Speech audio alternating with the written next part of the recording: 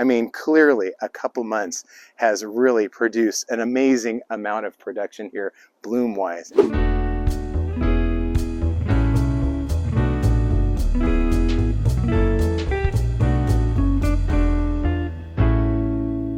One of the best things that we can do to create a giant splash of color in our landscape is to start with some beautiful ever-blooming annuals that will not disappoint.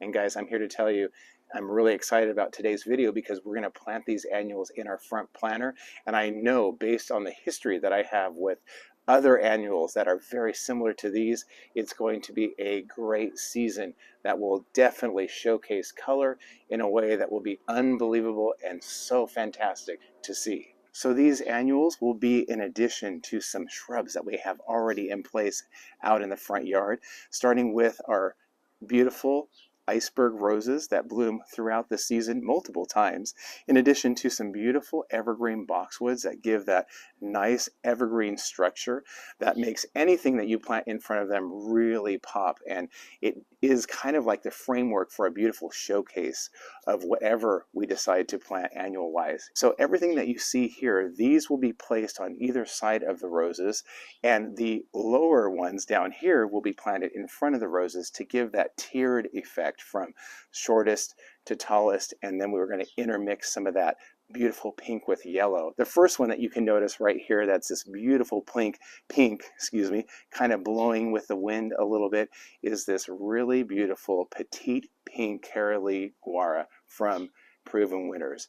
And this is a very hardy annual, and it's hardy, I believe, down to 30 degrees. Just the different texture that this will give in comparison to the tight and more compact growth habit of the annuals down below, I think it really will set a nice contrast with whatever we have growing in the front planter. The next one that we have down here is this beautiful Saffron Finch Supertunia from Proven Winners, which is a new variety for 2024. And from what I can tell by growing it in its can for a couple weeks before we plant them, they are doing very well. And I think my favorite attribute of that bloom is the rich, beautiful yellow color in contrast with the really dark green foliage. By the way, all three of these annuals before me are perfectly suited for full sun or part sun situations, so that's important to think about as well.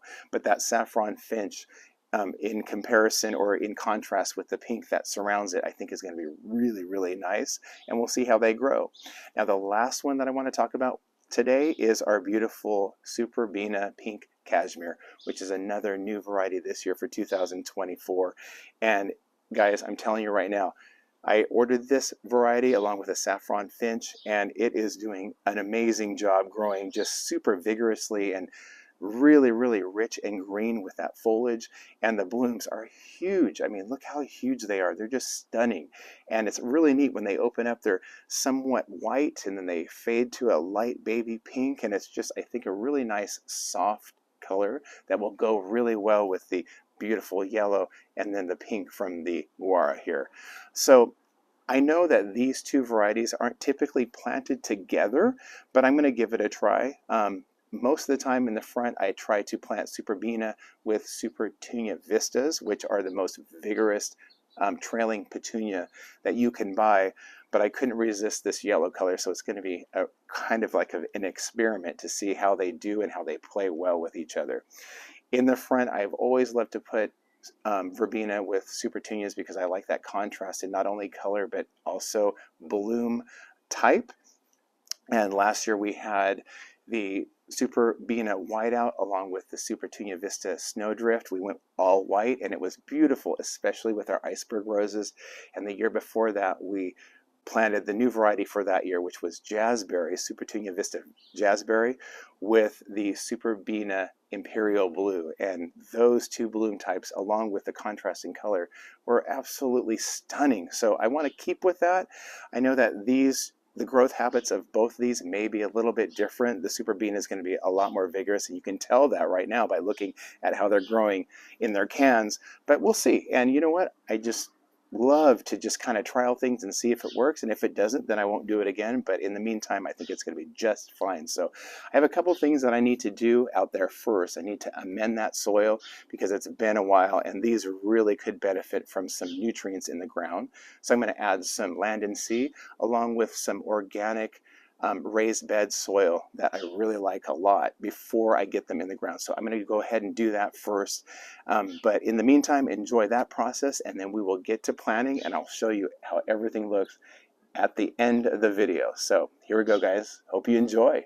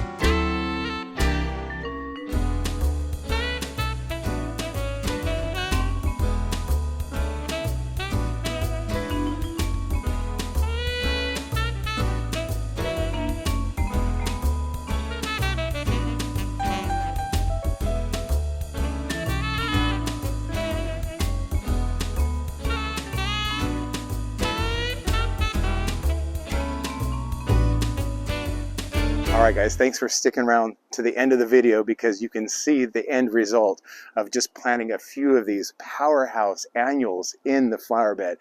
I mean, clearly a couple months has really produced an amazing amount of production here bloom-wise, and I couldn't be happier with the two colors together. I think they really do play off each other really well. This gorgeous pink cashmere is just loaded with blooms all the way down, filling in the space, and the really nice yellow of the Saffron Finch. I think I just love that deep yellow, and it has a very slight deeper yellow to lighter yellow ombre effect in those blooms, creating a really nice texture bloom-wise. I know that the Superbena is going to be a lot more vigorous than the Saffron Finch because it is not a Supertunia that's a Vista variety, but still it's holding its own. I might just keep trimming back just a little bit on the Superbena right here, just to make sure that the Supertunias have plenty of room to kind of spread out, but it doesn't seem to be choking each other out. They seem to be playing really well with each other. So let's talk about the care that I've had to take to kind of maintain these over the past couple months or so. The only thing honestly that I did was give them some water soluble fertilizer every 2 weeks, sometimes every 3 weeks. They are in the ground, so that fertilizer does stay a little bit longer than the ones that we have in our containers. And then I have had to spray the Supertunias with some Captain Jack's Dead Bug, which is an organic spray that kind of neutralizes the issues that we get here in our area, which are budworms and aphids. And I did have a little bit of an issue with slugs, so I put some slug bait down, and that really took care of everything. But that was really only 2 applications to kind of curb anything that was going to destroy these beautiful blooms. So this is the middle of July. Our growing season is far from over. We have a really, really long growing season. Obviously, a lot of our annuals will last more than 1 year.